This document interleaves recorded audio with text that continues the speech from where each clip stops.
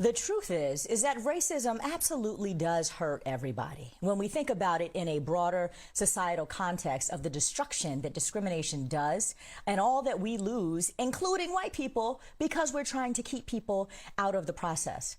I am always just so confused, but psychologically curious about what is going on inside of the minds and hearts of white folks who are good people that still succumb to stereotypes and bigotry and bias in their soul, and how they get there, because they don't really mean to be there. I recently sat down with Color of Change board chair and New York Times best-selling author Heather McGhee, who breaks it all down and really speaks empathically about what white people might be experiencing in America. Take a look. So, Heather, I often think about the what turned out to be a beautiful encounter that you had with Gary from C-SPAN, where he called in and was obviously, you know, trying to rationalize or deal with his feelings that he knew were racist, and you had an interesting interaction with him. And I think about this so much right now because we're seeing so many instances of white people having a reckoning where, you know, they're like, oh, whatever, what I believe is what I believe. And then they kind of realize, oh, maybe I'm racist. And then, you know, are trying to figure out some tools and resources to deal with that. So I wanted to start off by asking you, for those of the viewers who have not heard about your experience with Gary, if you would just start off by giving us a little synopsis of that caller and what happened. So this was 2016, Aisha, and I was on C-SPAN on a live television show that has callers. And I was talking about what I talk about, which is the economy, jobs, taxes, student debt, wages.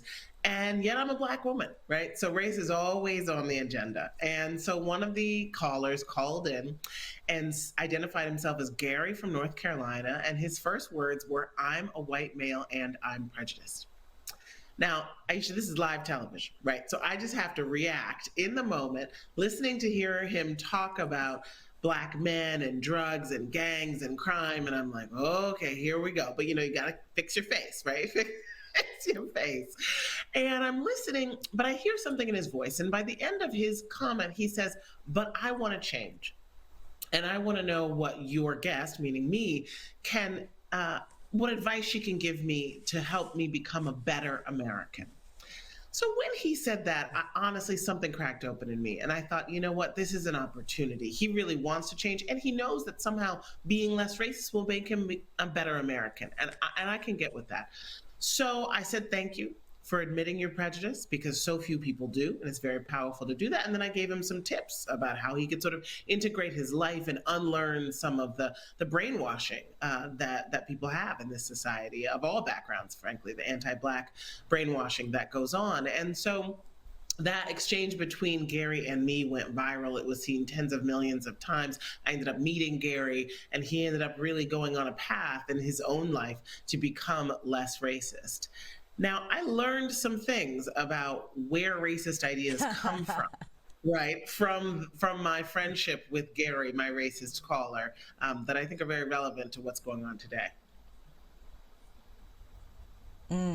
So I want you to break down some of that, because I think about all of these nice, good white people, right, who, you know, don't have a racist bone in their body, and frankly, because I always think in political terms, are voting Democrat, and even might align, some of them, you know, with progressive values. They may not all be from the South and have, you know, these Southern roots that are suspect at best. I think about the so-called Central Park Karen, right? Sir, I'm asking you to stop recording me. Please don't come close to me. Please take your phone off. Please don't come close to And me. I'm taking a picture and calling the cops. Please call the cops. Who she's like, I don't know why you guys are all coming for me. I'm a Democrat. What?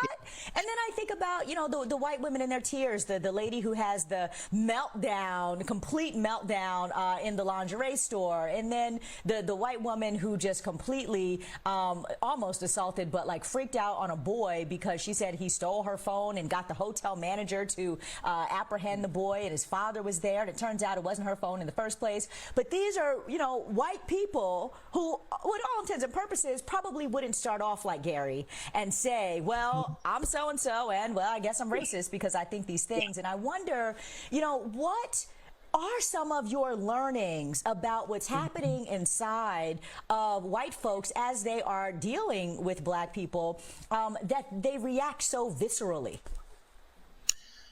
You know, here's a few facts that are helpful to understanding the state we're in today. 75% of white people have no Black people in their close personal network. 75, right? We're still a highly segregated country, and white people are the most segregated, meaning they are the least likely to live around anybody who is of a different background. So we're talking about ignorance here. And then, so the question is, where do people get their ideas about who Black people are? Right?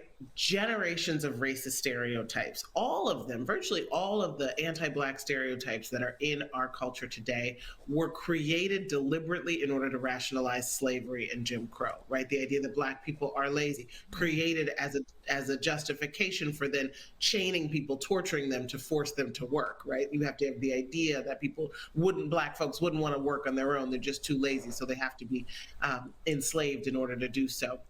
You know, the idea that Black people are more criminal, that allows for there to be a state of constant policing, which of course is a moneymaker. So it really all comes down to economic justifications, and racist stereotypes are those used to justify those economic policies and practices. But today they live on. They live on in our media. They live on in our nightly news, which overrepresents crime committed by Black folks and underrepresents crime committed by white folks.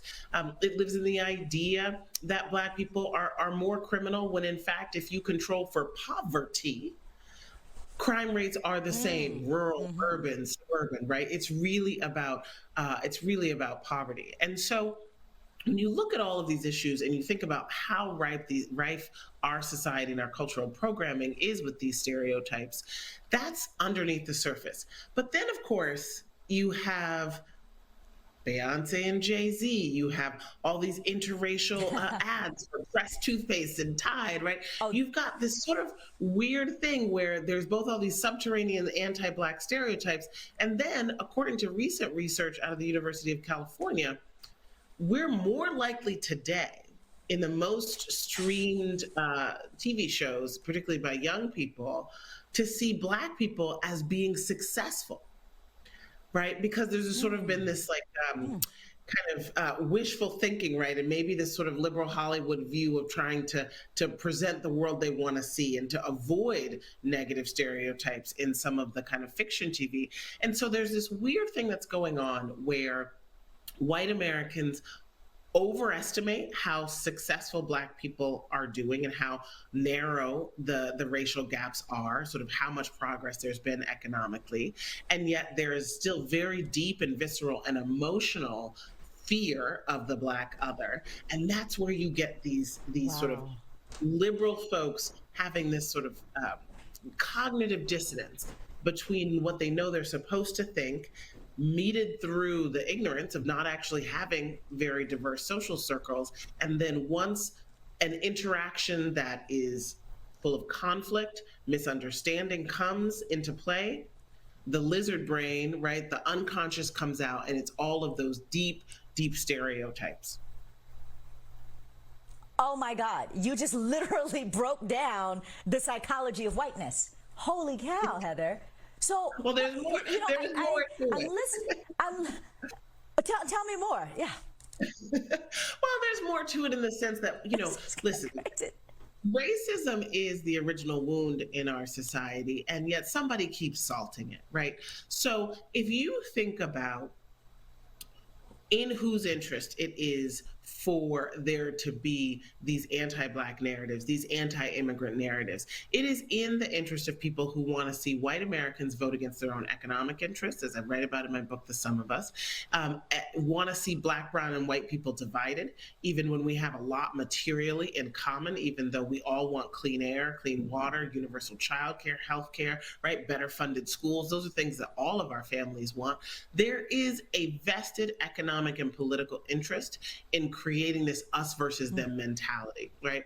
And so what you're starting to see is in, for example, debates about what children are learning in schools. These really authoritarian, fascistic bans on honest education that have become the law of the land in a dozen states in this nation in the 21st century, banning Toni Morrison, canceling Dr. King, ripping books about Ruby Bridges, a 6-year-old school integrator, off the shelves because white elementary school students somehow are too fragile to read such things.